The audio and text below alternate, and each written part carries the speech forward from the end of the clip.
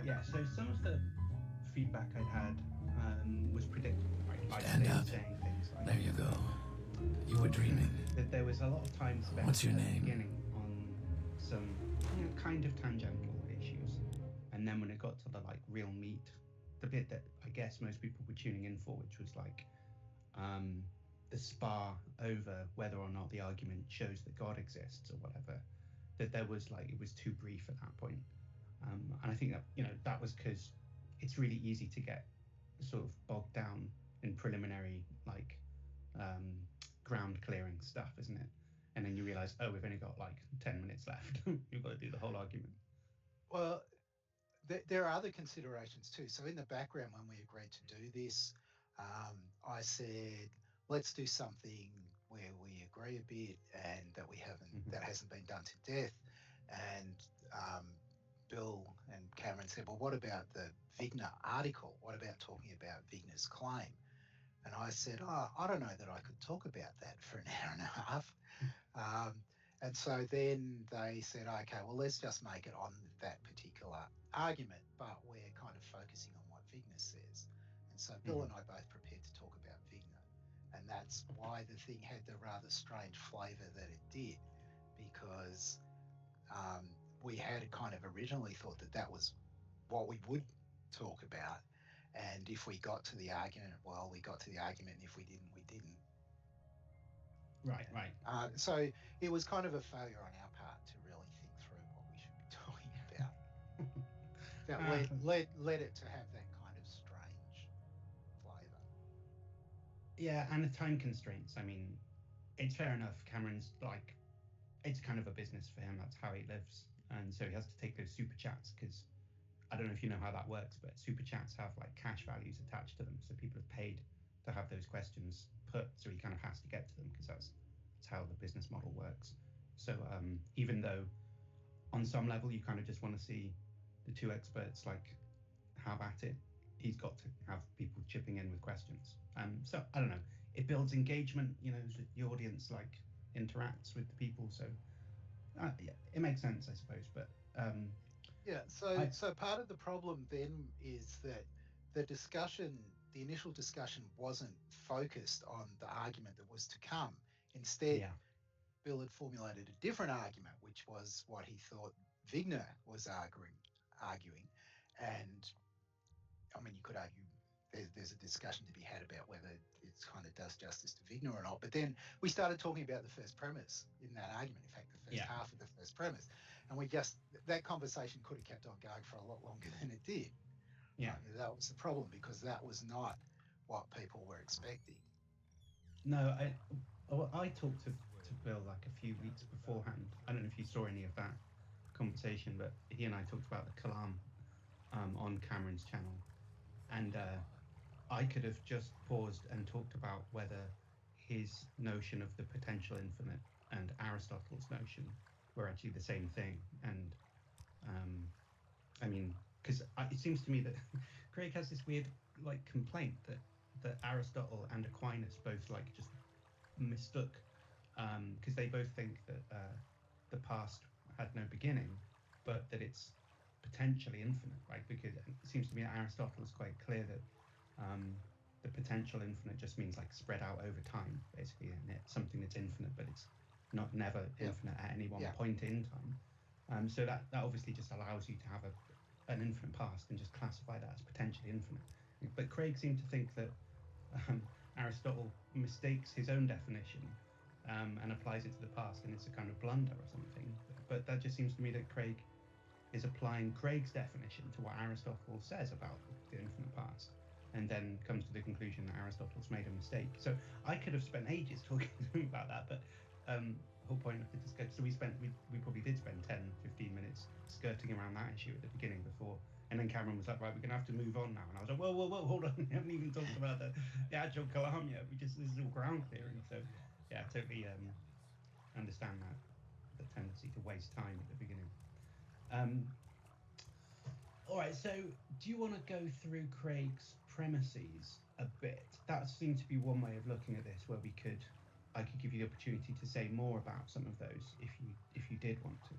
So I could say something about the argument, but I don't think the argument is the most interesting thing to talk about. But let's start with the argument. So, I mean, his argument for the conclusion that God exists, the one that goes, if God doesn't exist, the applicability of mathematics to the physical world is just an unexplained contingency. I'll put it that way. I mean, he says coincidence, but that's not the most felicitous way to put it.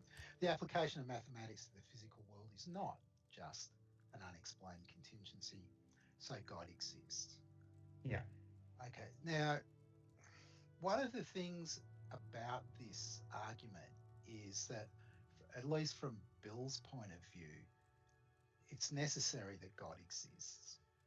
So that conditional in the first premise has an antecedent that by his lights is impossible. Right. So then I think it doesn't matter. You can have your argument. It doesn't matter whether the applicability of mathematics to the physical world is or is not just a brute contingency. Slot whichever one of them you think is not true into the first premise, put the other one in the second premise, and you'll get out the conclusion that God exists. That's not a very satisfactory state of affairs. I mean, there are other reasons for not really feeling very satisfied with the argument as something to discuss, but maybe that will do. What's really interesting is the question whether, if you think about a certain kind of theist and a certain kind of naturalist, one of them has a better explanation of the applicability of mathematics to the physical world, assuming that there's actually something there that, as Bill said, cries out for explanation, because that's a separate issue. But assuming that there is, then the question, the right way to frame it, according to me, is just to say, well, who's got the better explanation? So let's look at the explanations in some detail, see what they say, and then see if we can reach some judgment about who's got the better one. Yeah, right. So then what you're doing is a kind of like a rational theory choice kind of thing, like evaluating the merits, the virtues, or whatever, the virtues and vices of the different theories and picking the one that kind of wins in that game. Yeah, or maybe agreeing that it's just a draw, right? Which theory is better is determined elsewhere. It's not determined here, not even in part, right? I mean, it just depends how the assessment goes. Yes, right. So not every like battle that you could fight along those terms that might have a winner, like which theory best accounts for this mug being here or something. You might say, well, it's just favoured slightly by naturalism, but that doesn't mean that you pick naturalism as your like worldview just because of this one. Consider that's kind of irrelevant, right? You need to think about everything, or at least more important things than that. Yeah, that's right. So there's a bunch of things that lots of people recognise are relevant to this choice between naturalism and theism, and you should consider all of them together when you're kind of doing this weighing up, I think. I suppose so that you might say that the applicability of mathematics to the world, which I guess we could just call like the fact that the world is ordered. I mean, I'm not sure if it's basically just the same thing, right? But that is quite significant. And, I kind of feel like the fact that consciousness exists or something, and the fact that like the world is ordered, that those types of like, they seem really deep, significant facts that require some kind of attempt at explanation, unlike my mug thing. Does at least I agree, that it's a significant question that requires attention, right? So there are some other things that you might talk about, like the fine-tuning, and you might wonder whether once you've talked about that, you've already said enough to cover the order question. Yeah. Okay. Right? Yeah. But I agree that there's why is there something rather than nothing. There's the fine-tuning. There's consciousness, right? There's some questions about ethics. Well, there's a bunch of things, religious experience. There's lots of things you can talk about, and you might think that there's some one topic here that's just going to settle the matter because one theory does so well on it and the other one does so badly.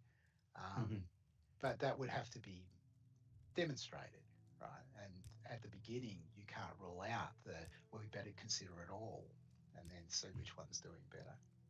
Yeah, right. Okay, so look, I found as the conversation went on that I thought, I read that Vigna paper when I was I guess when I was doing my PhD or something, but years ago, like 10 years ago or something.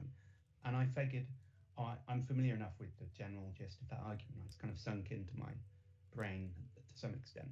But then as you guys were talking about it, I felt like my grip on it was like melting away. And I was starting to think, hold on, have I misunderstood this the whole time? Like, I think I'd had the idea that it was just, look, the world is ordered in such a way that there's a true mathematical description of it. And we pick that out with our successful mathematical theories, the ones that we apply to the world, that do stuff, that make successful predictions. And I just kind of like assumed, well, that's the argument, right? But then, as you were talking about it, it seemed to be that I think you posed it to him and you said something about like, well, is this a kind of Pythagorean idea, right? That everything is number and blah blah blah, and this is like the structure of the world. And Bill came back saying, well, it's kind of that, but it's also that structures that couldn't be instantiated in the world, like infinite dimensional Hilbert spaces or whatever, the fact that they're useful, right? That's also, and so it made me think, yeah, it's kind of obvious, but I guess maybe I'd forgotten that. But it made me think then that it's much more difficult to evaluate. Like, what are we supposed to be saying? That comparing theism and naturalism, that there's some clear winner there, that God would make the world such that infinite dimensional Hilbert spaces would be used in quantum mechanics. I mean, is that would right? be useful for human beings? I mean, because this is another thing. Is it the fact that we can use mathematics, or is it the fact that mathematics fits the world, right? Because that we can use infinite dimensional Hilbert spaces to make a bunch of empirical predictions using a theory that quite possibly isn't true. Yeah. Right. Yeah, it's a weird example, isn't it? It's like, it's a really messy theory, and it's one that like it's really super difficult to come up with. Not like it's not like a sort of elegant Newtonian mechanics or something. I mean, maybe Dirac thinks it's beautiful or something, but I mean, nobody else does. It's a weird, a counterintuitive theory that nobody really understands. And that's right. And lots of people have complained about parts of the theory, like Feynman's sort of formulation of quantum electrodynamics. Lots of people didn't like it because it was so ugly. I mean, it just gave fantastically accurate results, but according to people at the time, it was not a beautiful theory. Mm-hmm. Right. So this aspect of the argument that seems to rely on aesthetics doesn't fit that well with some of the examples that are given, right? Like that one in particular. And when you said to Bill something, I mean, this beginning bit that took so much time in the debate, you were basically saying, well, I don't know if it's aesthetics, right? I think it's more like a problem solving that's motivating the mathematician. And then Bill was like, oh, well, that's just part of what he means by aesthetic. So then I'm thinking, well, hold on. It's just if that's what you mean, then it's not. It's that mathematical theories arise from aesthetic, like with an asterisk or something, by which we also mean like the ability to solve practical problems or something. And then that doesn't seem so surprising, right? If that's the impulse that's driving mathematical development, problem solving, and it's not that surprising that we'd apply it to the world to solve problems, to do stuff with, right? That kind of makes it seem almost like trivial then, if you think about it like that. And it's also the case that once you start thinking about it that way, that it's pretty hard to imagine how it could be that there was no application of mathematics to the world, right? Nothing to count, for example, right? So what's the world like if there's nothing to count in it and nothing to measure, right? So you can't... Well, I was trying to imagine that. I mean, so I think I have two different possibilities. I mean, I'm not sure these work really in the end, but maybe imagine that. Imagine you like some radically different form of life that's like cloud-based or something, right? Like, if that's possible, some kind of cloud achieves consciousness by some process. Like Fred Hoyle's interstellar cloud of gas. Okay. Yeah. But imagine it's conscious, but it's got no like definite physical like boundaries or something. And maybe you can have a kind of weird community of them, like, I don't know, in Jupiter or something, where there's just nothing solid at all. And maybe would they not be able to count? Would they develop like like continuous functions before discrete ones? I don't know. Maybe they would. Like, would that be how they approached mathematics? Maybe. Oh no, the I don't first know. thing that comes to mind is the kind of many but almost one problem. So it depends how they count. If they count by almost identity, then they'll have no problems, right? Okay. All right, and then here's another example. I mean, could you imagine? I'm thinking of like a kind of Disney film, like Fantasia or something, where stuff is just super weird and magical or whatever, and like maybe, and you know, in some sense, that's a possible world, I guess. But like, uh, can you imagine like whenever, like I don't know, Dorothy or whatever, puts two apples down and counts them, there's a third one somehow. You know, she just looks back and there's, oh shit, there's a third one, right? Like, or there's just one now, even though I put two down or something. And could counting be systematically different like that somehow in a different world? Or Yeah, it's interesting because the way you described it assumes some counting, like she puts well, down one, right? So it seems like once you're thinking about there being a sequence and you can kind of do slices on the world, maybe the actors can't, but surely from a kind of God's eye perspective, you can count the things that are there in each of the slices. And if there's this weird fissioning and fusing and whatever going on, that just makes it a complicated world. It doesn't mean that mathematics won't apply to it. At least yeah, things like arithmetic. It's, and I mean, after what you said in the Facebook Messenger post, I thought about this a little bit, and I'm going to struggle, I think, to Mhm. kind of imagine a scenario where you can't make significant application of mathematics. And maybe though, what Vigner or Craig will say is what I really cared about was the laws. This was another part of the conversation that didn't get explored at all. Sometimes what Vigner seems to be emphasizing is that there are these nice, neat, maybe beautiful mathematical laws that are part of what we use when we're explaining or predicting stuff. And maybe you can imagine a lawless world more easily than you can imagine one where you can't even count things. Right. That seems a bit more. But even still, I think that you probably have some kind of like dynamics going on anyway. I mean, even if stuff's kind of the laws are changing, I kind of feel like, well, there'll be some true description of what's going on, right? Like if cannonballs fall at different rates, then you could just say this is how that rate is varied over time, and that's the law or something. Right. So there's periodically there was speculation about whether G in Newton's law is variable, whether it's whether it's really a constant or whether it changes over time. That wouldn't have made any difference to its being a law, I guess. So. Right. And I think that if on I mean, I'm not a physicist, right? But friends who've tried to explain stuff to me in the past who were, and I think on some models of like when you rewind stuff back towards the Big Bang, then you find that like there's like four forces, but there's a point where they kind of meld into two, and then even if you go back further, there's just one. And so what the laws are kind of is variable in some way in those conditions, right? Right. So what's it called? Is it that you have a kind of phase transition or state transition or something, and the values get set, but they could have been set differently. It's just that once they're set, then they apply unless you have another state transition or phase transition for the whole universe. So maybe G could have had a different value, but it just got assigned the particular value that it's got at a certain point. That wasn't right back at the beginning of the universe. It was a subsequent time in history when the forces separated, right? That was this was the event where that happened.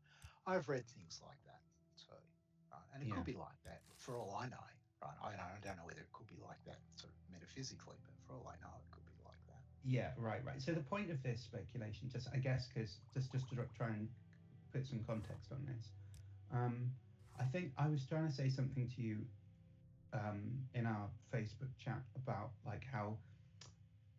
So it seemed to me there was some kind of like lottery thing or a raffle thing, right? Like if you can say like, look, there's some big mystery about why. You might think there's some mystery about why is the universe ordered at all, right? Like it seemed like maybe if you think that it could be radically unordered, like the type of things we were just thinking about, like mathematics didn't apply at all, or in a different way, or something, then there's some mystery about why it applies at all.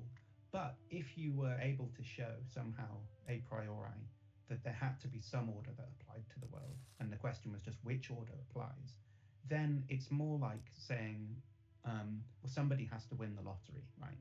And then you've got this mystery of like, well, why was it Graham that won the lottery? That's still surprising, but it's like less surprising than, you know, given that you know somebody's got to win, it's like you've diffused a lot of the mystery out of it. It's just a question of who. So, and if that was right, then, you know, if it didn't make sense for mathematics not to apply to the world somehow, which, I mean, it seems to me that could be right. Like it just, there's some kind of category error in thinking that it couldn't apply, right? Then the bigger mystery is kind of like senseless, and it's just a sort of the more the less mysterious mystery of like, why does this specific mathematical theory apply in our case? So that seemed to me one way of like diffusing some of the mystery in this. So that could be right. You might be able to go further too if you somehow thought that there are many universes and the different bits of the mathematics apply in different cases, right? I mean, then the winning the lottery doesn't look at all surprising, even if those other universes are ones where there aren't observers to apply the mathematics. Yeah. So then it feels like this just is the fine-tuning argument. Now, I'm not really sure what's different about this argument and fine-tuning. Yeah, I'm worried about that too. But I did also say back at the beginning that there is this suspicion that if you've sorted out what to say about the fine-tuning, it might just sort out for you what to say about this argument as well. Okay, so if that's right, then, I mean, I wonder, so your way of looking at it was, as you put it, doing metaphysics, right? So you're like comparing theories and seeing which one has the right virtues and blah, blah, blah. And none of that's straightforwardly epistemic, right? But yeah, I guess you could put it, and then traditionally, well, there are ways of stating the fine-tuning argument that are epistemic, right? So you could talk about like what the expectation would be given naturalism, that you would see this type of universe, versus the expectation given theism that you'd see this type of universe. And it seems like you could do the same thing here, right? Like, given naturalism, would you expect to see mathematical regularities or whatever? Would you expect to see, let's state the idea clearly. So would you expect to see, I suppose, a universe where lots of different mathematical theories have application? I think that's the gist once you take out the Pythagorean stuff. It's just that it's versatile, lots of different mathematical theories apply. Would that be expected on naturalism more or less than on theism, right? So do you think that makes a difference to the way the argument's stated? I'm not sure. I do have one more preliminary question, which is about the notion of applicability, and in particular, the idea that somehow or other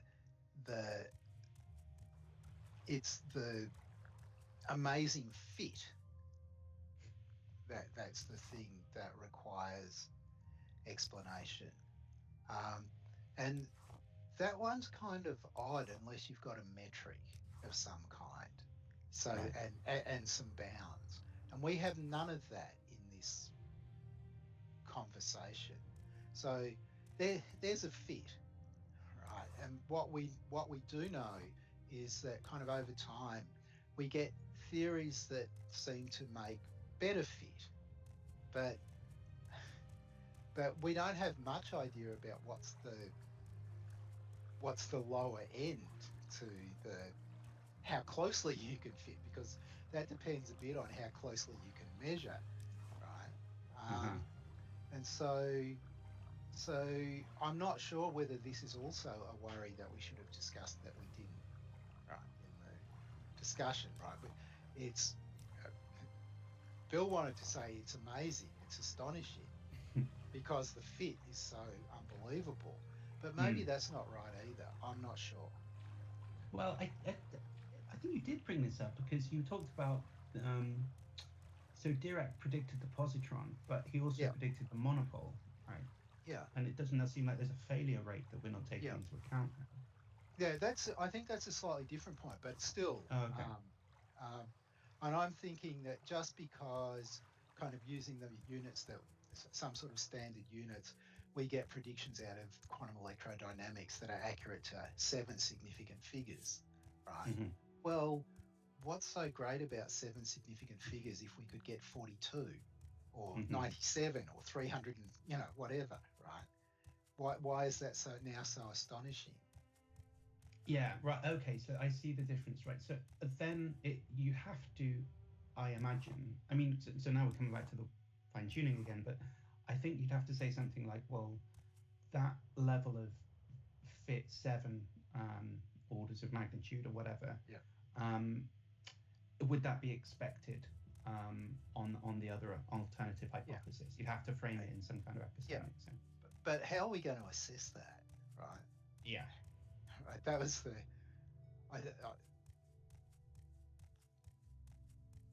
And what level of how many significant figures or levels of magnitude are you going to expect on theism?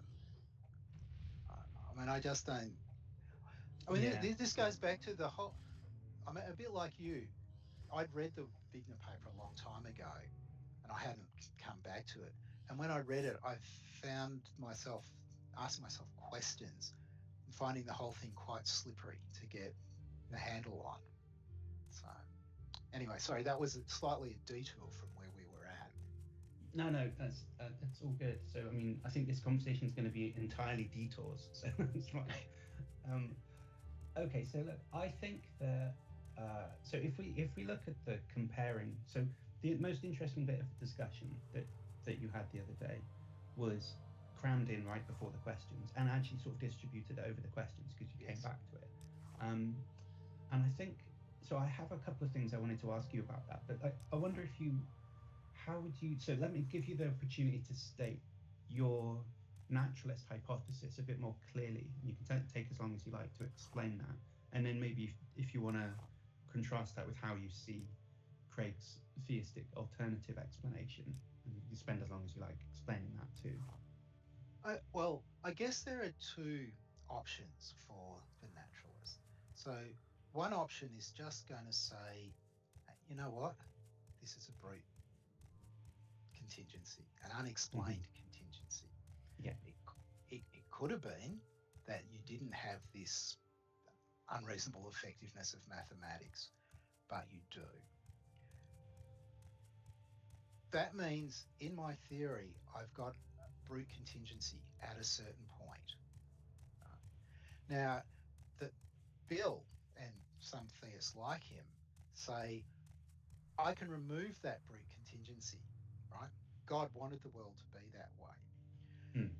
But there's another brute contingency that turns up in their theory because they can't think that it was necessary that God did this. Otherwise, they wouldn't. Well, I'll come to that in a minute, right? There's another side to the natural story, right? But Bill doesn't want to say that. He wants to say, no,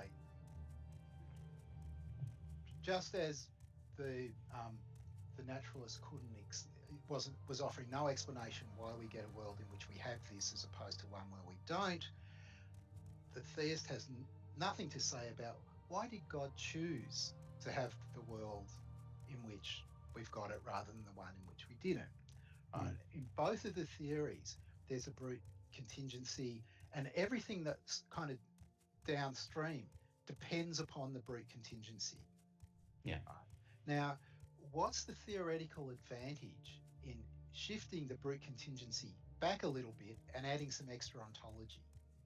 Right. It looks as though that's just theoretical loss, right? Yeah. At least there's an argument that has to be had about why, especially if we abstract from any other considerations, why that's a good move for the theist to make. It just doesn't look like it's a good move. Sure, the theist now has an explanation of the particular thing that the naturalist says is a brute contingency. That's not in dispute.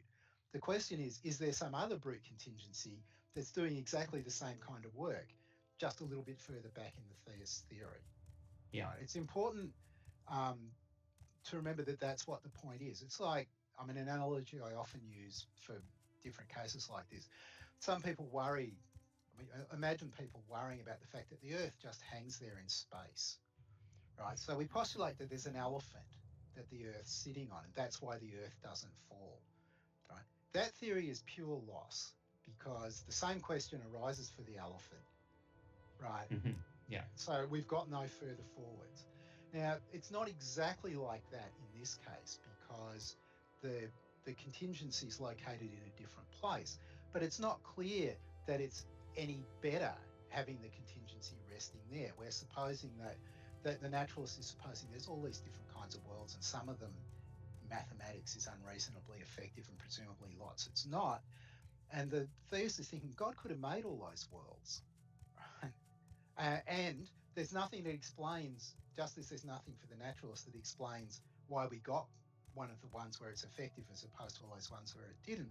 There's nothing that explains why God made a world in which it's effective rather than one that there wasn't, because there's nothing to appeal to make the explanation, right? At some point, even if I haven't located it in exactly the right place, there's a brute contingency in the theist theory. There has to be, right? If the theist is going to suppose that these are all possible worlds. So as long as we're thinking that there's the same possibilities, it doesn't look like there's an advantage, right, in shifting the unexplained contingency back. That's what the naturalist will say. So if you think about it from the standpoint of the theories, the naturalist is not losing here, if that's the way we go.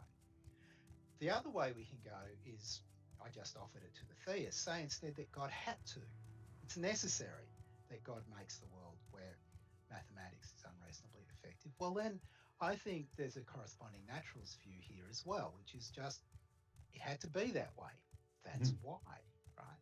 Now, that might sound like an odd thing for naturalists to say, particularly, but it might sound odd for the theist too, particularly if you've got views about God's omnipotence and the kind of unconstrained. But for the naturalist, you might think, I can conceive of these other worlds. I can imagine them. Surely there's some sense in which they're possible. To which I say, well, you've got to have the right view about modality here. You've got to have a kind of view of modality that's quite similar in some ways, but only in some ways, to the kind of view that, say, Aquinas or Aristotle had, where every world shares some history with the actual world, and then you get divergence because chances play out differently. If that's the view that you've got, you get for free that the initial state is necessary, and whatever exists in the initial state exists of necessity, so long as there's an initial state. Right. Okay. So actualism will drive you there. It won't do that if you've got infinite regress, but I didn't bring that into this discussion because Bill's not interested in countenancing that as a possibility. No. Right? So I'm happy to have that just ruled out for the purposes of this discussion. So we're supposing that there's an initial point, right? If every world shares a history with the actual world, that initial point just falls out. It's necessary, right? Yeah. And now the next bit is just it is the case that mathematics is unreasonably effective in the initial point, and and that feature's conserved, right? There's nothing that suddenly makes mathematics. If mathematics is effective, it's it doesn't, the efficacy doesn't disappear as the causal evolution goes on. So it had to be. It just falls out of the view that it had to be the case. Now, Bill was very unhappy with this. He didn't think that should count as an explanation. Yeah. It doesn't look, in certain respects, like an explanation in the way that God wanted it to be that way. Looks like an explanation, but it is an explanation. It does everything that you need. Why was it so? Because it had to be. What better explanation could there be? Right. Okay, so good. that's the view. Right. Okay, so there's a whole bunch of things. I mean, I guess on the one hand, Yeah, Bill's view is the traditional one where God's exercising a free choice, right? Yeah. It does feel like not quite such a dead end to think that God didn't exercise a free choice but was compelled to do so. Because you could say something like, maybe his nature is such that um, this is the best of all possible worlds, and he's so good that he couldn't have done anything but this, right? That sort So, of Leibnizian way of looking right, at it, maybe, right? That that seems like it's kind of plausible. that will lead to modal collapse though, because there is only from Leibniz there is Yeah, only one possible world. that's right. Yeah, And so that's right. now, it why is it effective? Well, it couldn't have been otherwise. Yeah, that's right. Every question is answered in the same way. Yeah. It's necessary, right? So you don't want to go that. I mean, Bill won't want to go that way, and he shouldn't. Well, unless he's happy with Leibniz's view. No, he's not. But it just seems to me that Sure. there kind of is at least a coherent theistic story you could Yeah. tell about that. You just have to be okay with the consequence. So I'm not thinking that it's incoherent. I'm just thinking that compare that with the comparable naturalist view, where determinism rules and there's only one possible initial state, right? Mm. Either way we have the explanation. We don't need God